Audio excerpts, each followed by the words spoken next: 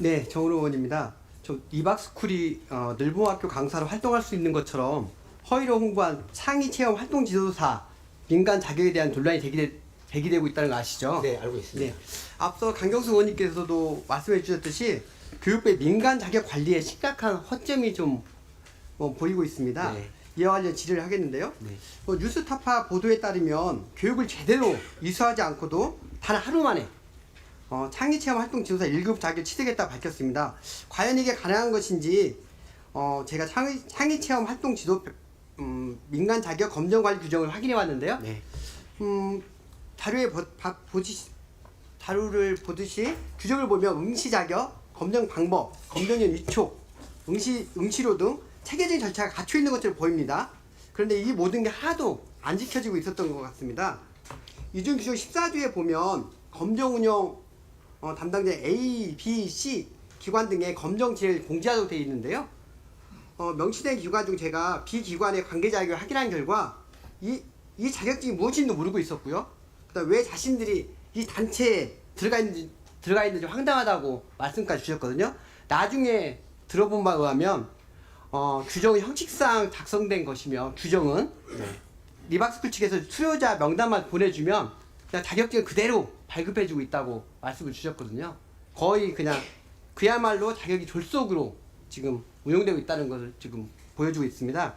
차관님 혹시 지금 교육부에 등록된 민간 자격 중 늘봄, 방과후 관련 자격증이 몇 개인지 혹시 그러니까 25년에 최근에 10여 개가 지금 등록된 걸로 네네. 확인을 하고 있습니다. 제가 네. 저 키워드로 늘봄, 방과후 키워드 좀 예. 등록한 걸 좀 검색을 해봤는데 민간 자격만 765개가 검색이 되더라고요. 달하면 765개에 달합니다.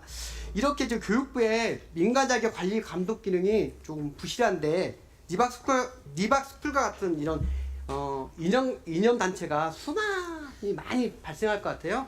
이 부분에 대해서 공교육 현장을 좀 돈먹는 것 같은데 이에 대해서 어떻게 대응을 하고 계시는지 네, 말씀 저희도 이번에 해주시죠. 정확하게 이 부분에 대한 문제의식을 가지고 지금 대응을 하고 있습니다. 우선 원래 늘봄학교에는 늘봄학교에 적합한 자격제도가 없습니다.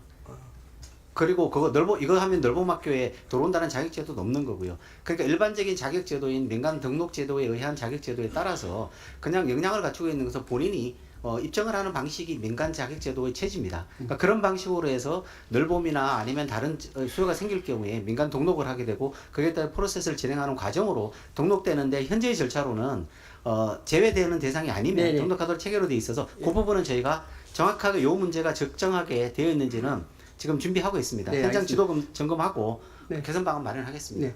지금 아까 말씀 주셨듯이 765개가 있다고 그랬잖아요. 말씀 주셨는데 아까 현장에는 이렇게 있으나 없으나 하는 이런 있으나 마나 민간 자격 취득을 위해서 지금 사실상 장사하는 행태가 지금 많이 벌어지고 있습니다. 사실상 장사를 하고 있다고 보이는데 화면을 보면 지금 문제가 되고 있는 발급기관이 등록한 진로 진학 상담사 그다음에 자격증과 진로 상담 전문가 자격증 규정 일부인데요. 자격증이 이름만 빼고 다 똑같습니다. 그대로 다 똑같습니다. 네. 사관이 이번 사태는 그 교육부의 관리부실, 방만 이런 부분의 결과라고 보이거든요. 이 부분에 대해서 어떻게 관리하실 거 이후 향후에? 네, 적절하게 지적 주셨습니다. 지금 민간 자격 등록이라고 그래서 이거는 민간 자격에 참여하는 분들이 선택하는 방식으로 운영되고 있는데 지금 보면 그게 많이 늘어났습니다. 민간 자격증이 폭증하면서 소비자에 대한 참여하는 분들에 대한 질관리 문제나 네. 있어서 그 문제는 저희가 크레베트하고 연결시켜 가지고 교육부가 자격 제도 개선 방안을 교육부가 지금 하겠습니다. 전수조사를 하겠다 밝힌 리박스쿨과 관련된 민간 자격이 31개 있더라고요. 그건 지금까지 제기된 것들이고요. 네네. 추가적으로 더 연관성이 있다 그러면 일일이 다 할 수는 없는 요소들이고요.